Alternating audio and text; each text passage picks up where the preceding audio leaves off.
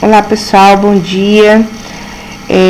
Neste vídeo eu vou estar discutindo as questões, tá? Do capítulo 42, Revoluções e Populismo na América Latina. Eu gostaria que vocês pegassem a apostila de vocês na página 13. A questão número 1 é uma questão dissertativa, onde vocês vão elaborar então o conceito de populismo e citar duas características da política populista. Vamos começar então com as questões de múltipla escolha. Na Revolução Mexicana de 1910 e 1917, a participação camponesa foi mais intensa do que das massas das cidades, mas com o importante papel da pequena burguesia. Assinale a alternativa correta a respeito da Revolução Mexicana. Questão A. A Revolução Mexicana foi um movimento pela reforma agrária, tão caracteristicamente camponês, que seus líderes, Emiliano Zapata e Pancho Villa, rejeitaram qualquer participação de representantes urbanos? B.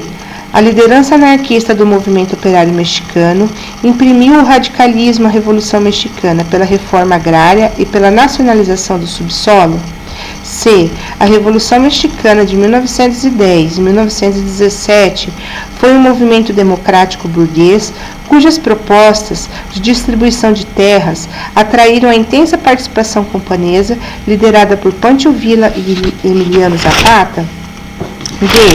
Como nos movimentos pela independência do século XIX, a Revolução Mexicana de 1910 contou com intensa participação indígena, cujos líderes dessa vez assumiram sua direção? E a única motivação dominante da Revolução Mexicana foi a expulsão do imperialismo, correspondendo ao sentimento nacional de revanche pela perda dos territórios tomados pelos Estados Unidos em 1848.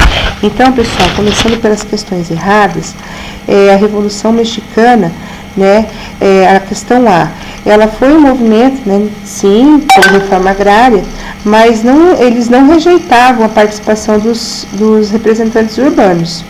B. A liderança anarquista do movimento operário mexicano imprimiu o radicalismo à Revolução Mexicana pela reforma agrária e pela nacionalização do subsolo? Também não, Então não é uma liderança anarquista.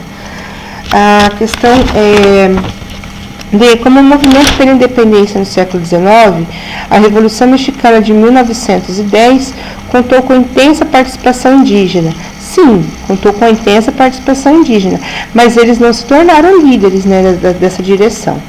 E aí, a única motivação dominante da Revolução Mexicana foi a expulsão do imperialismo, correspondendo ao sentimento nacional de revanche? Não foi a única motivação, expulsar os imperialistas do México, mas está incluindo a população mexicana no processo econômico, social e político. Então, a questão certa, a Revolução Mexicana de 1910 a 1917 foi um movimento democrático burguês cujas propostas de distribuição de terras atraíram a intensa participação camponesa, liderados por Pancho Villa e Emiliano Zapata. A questão certa é a letra C. A3. Em 1910, eclodiu no México um movimento revolucionário de grandes proporções. Sobre ele, considere as seguintes afirmações. Número 1. Foi inspirado pelas ideias anarquistas e socialistas trazidas pelos imigrantes europeus que inauguraram as organizações operárias nas cidades industrializadas. 2. Teve como principal expressão popular as demandas de terras pelos camponeses, cujos principais líderes foram Emiliano Zapata e Francisco Villa. 3. Foi desencadeado contra a ditadura de Porfírio Dias, a qual beneficiava a oligarquia fundiária mexicana e o imperialismo norte-americano, e excluía a participação de outros grupos sociais. 4. Teve como resultado a manutenção dos grandes latifúndios agrários e a migração da massa de camponeses para os centros urbanos. Então, vamos começar com as erradas. Então, ela não teve um resultado, a manutenção, a migração de massas camponesas para os centros urbanos, e nem a manutenção dos grandes latifúndios. A primeira também está errada, porque ela não inaugurou, então, organizações operárias nas cidades industrializadas. A questão certa é a 2. Teve, sim, grande expressão popular, as demandas, né, de terras pelos camponeses. Então, os camponeses tiveram, então, adesão,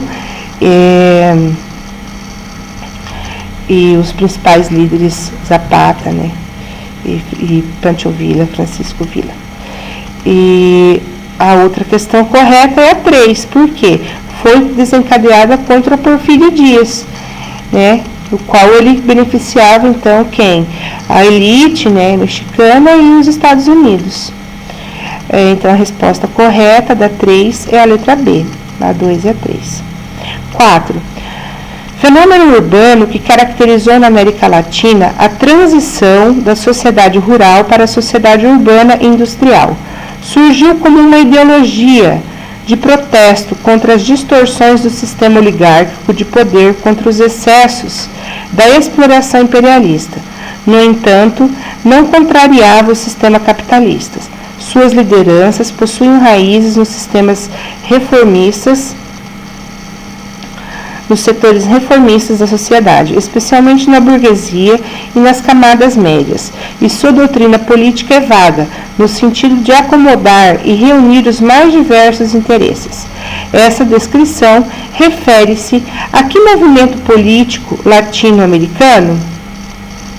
Então, no próprio contexto, né, que nós trabalhamos aqui, é o populismo, né, na América Latina. Então, a questão certa é a C. 5.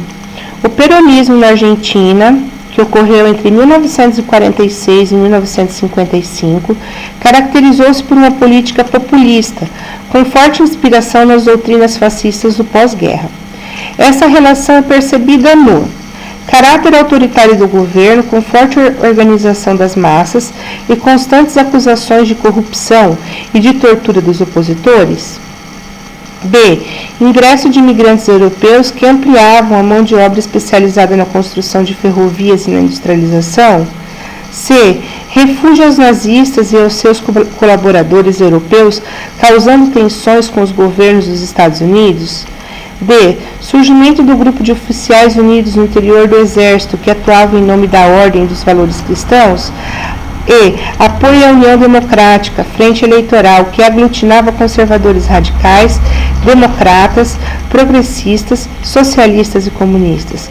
Pessoal, tá destacando ali na 5 o peronismo na Argentina. Então, um peronismo com as características fortemente populistas, né?